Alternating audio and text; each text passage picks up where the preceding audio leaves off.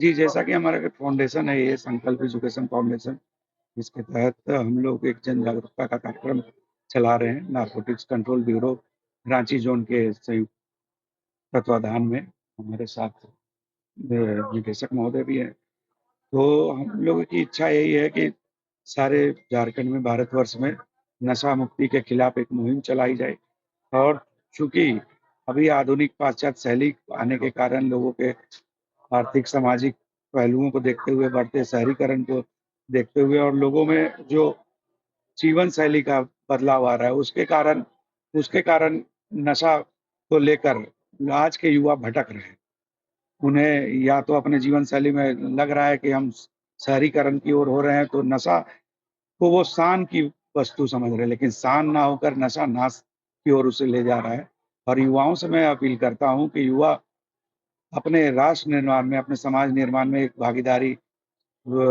अहम भागीदारी निभाएँ और अपने समाज को मजबूत करें और लोगों को एक प्रेरणा दें कि हम नशा मुक्ति के खिलाफ एकजुट होकर लड़ाई लड़ सकें। इस मुहिम को ज़मीन से लेकर जहाँ पर अभी नशा मुक्ति केंद्र जहाँ पर हो रहा है, ज़मीन से लेकर हमें ऊपर तक जहाँ तक बात बनानी पड़े, हम लोगों को जाना पड़े, उसके लिए कार्य करने की योजना है।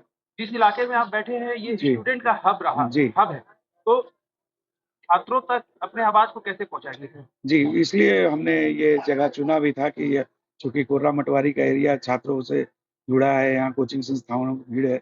लेकिन लोग जो अपने होता क्या है कि प्रतियोगी परीक्षाओं की तैयारी कर रहे हैं, चाहे अपने उद्देश्यों को लेकर कुछ न कुछ कोचिंग संस्थाओं में एडमिशन ले रहे हैं और करियर को लेकर लोग सजग हैं।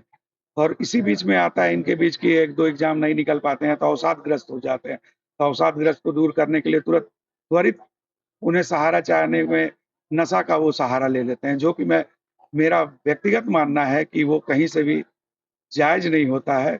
वो क्षणिक है, लेकिन वो आपके शारीरिक, मानसिक और आर्थिक और सामाजिक सभी पक्षों को कमज़ोर करता है और आपके व्यक्तित्व निर्माण और आपके सारे पहलुओं पर कुठाराघात करता है। इसलिए हमें इसको एक जंग की तरह आगे बढ़ाने की ज़रूरत है, एक मुहिम को आगे बढ़ाने की ज़रूरत है। युवा हमारे देश की आज की डेट में सबसे बड़ी एनर्जी है, पॉजिटिव एनर्जी है।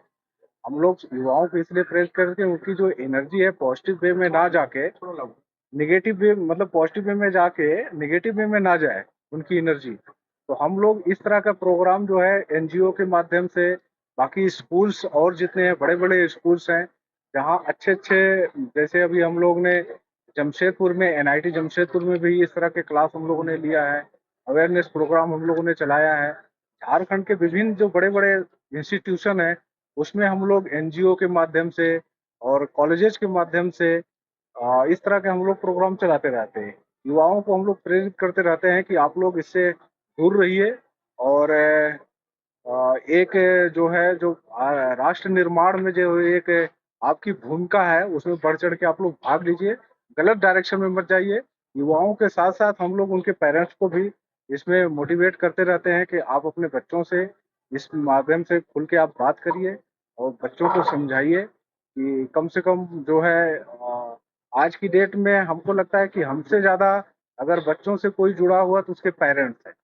और पेरेंट्स को इसमें हम लोग इसी के माध्यम से बार-बार आह्वान भी करते हैं कि आप अपने बच्चों से सही में बात करिए। सर आखिरकार ब्राउन शुगर हो गया और कई सारे नशा का पदार्थ जो है युवा यूज करते हैं। एक्चुअली हमारे जो अभी बच्चे हैं इस स्टेज में हैं, तो उनको सही मार्ग अगर कोई जिस तरीके से आज उनको गाइड करना चाहेगा, हमारे बच्चे उसी तरफ मुड़ जा रहे हैं।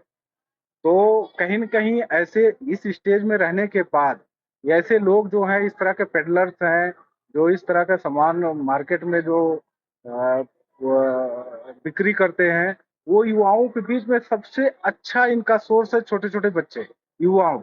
इसीलिए युवाओं को कुछ न लालच, प्रलोभन और आजकल के बच्चे जो है इस स्टेज में हैं, कोई डिसीज़न लेने के काबिल नहीं है, कि हमारे लिए अच्छा क्या है, हमारे लिए बुरा क्या है। इसीलिए बच्चे इस क्षेत्र में ज़्यादा प्रलोभित हो जाते हैं। सर एक और सवाल है कि एनटीपीसी एक्ट के तहत अगर कोई जेल जाता है तो बहुत जल्द बेल मिल जाता है, वो निकल के फिर वही काम करता है, तो क्या लगता है संशोधन इसमें कानून में करना चाहिए? हम लोग जो हमारा एनडीपीएस एक्ट है इतना टफ एक्ट है कि पहली बात तो जल्दी हम लोगों का बेल नहीं होता है। अगर इन केस किसी के बेल हो गया है तो बेल होने के बाद भी उसके ऊपर अगर इस तरह का फिर उसकी संलिप्तता हम लोग पाते हैं तो दोबारा हमारा और उससे बढ़ के एक कार्रवाई है पिट एनडीपीएस एक्ट, जो हम पिट लगाते हैं और मैक्सिमम चांस है कि पिट लगाने के बाद वो जेल से बाहर एकदम नहीं आते। झारखंड कितवा स्टेज में है नशाखोरी?